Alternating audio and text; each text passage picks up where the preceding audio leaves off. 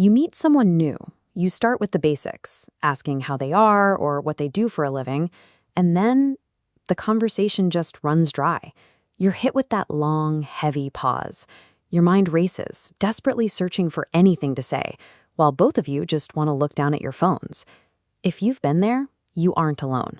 This happens everywhere, from formal weddings and office parties to a stranger at a bar. When your mind freezes up like that, it doesn't mean you're broken or antisocial. Usually, it's just a bit of normal social anxiety paired with a lack of training. Being a good conversationalist isn't a genetic trait you have to be born with. Like playing an instrument, it is simply a skill, and anyone can learn it once they understand the basic mechanics. I found that there are only 3 things you really need to speak to anyone naturally, and you can start using them right away.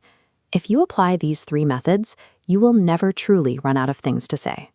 Let's say someone tells you they went golfing over the weekend, and you respond with, "Oh, that's cool." That single phrase response leaves them with nowhere to go. You just stare into the void and the conversation dies. To keep the conversation alive and guide it where you want, you need your first tool: intentional questions. Instead of staring into the void, you can ask where they usually play or how long they've been doing it. Even if you don't care much about the topic, you're keeping the exchange moving. When you're the one asking the questions, you are actually the one gently steering the direction of the interaction. Asking intentional questions removes the burden of having to be entertaining yourself, while automatically making the other person feel heard and valued. A lot of people assume that to be better at conversations, you need to talk more. The opposite is true. You need active listening. That means paying full attention, picking up details or small clues that lead to better follow-ups. Instead, we fake listen. You wait quietly, preparing your next line while they speak. Busy drafting a reply, you miss their core point entirely. True active listening does the hard work for you. It highlights specific details to build your next intentional question. Listening just to reply creates friction, but listening with the goal of truly understanding generates a frictionless flow of new material to talk about.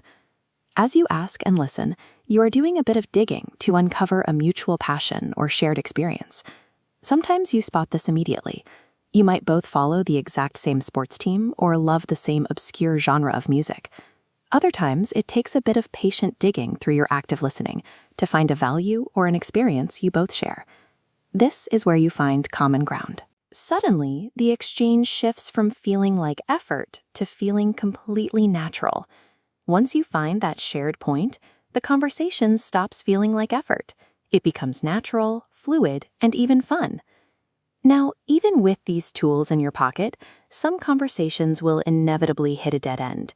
When those awkward pauses happen, remember that a brief silence isn't a failure. It is just a natural resting space in the dialogue. You don't need overwhelming confidence, charm, or a rehearsed comedy routine to leave a great impression on someone. A successful interaction comes entirely from being genuinely interested in the other person, rather than trying to prove how interesting you are. You can walk into your very next conversation without a trace of panic. All you need is a little bit of curiosity to apply these methods and keep the flow going.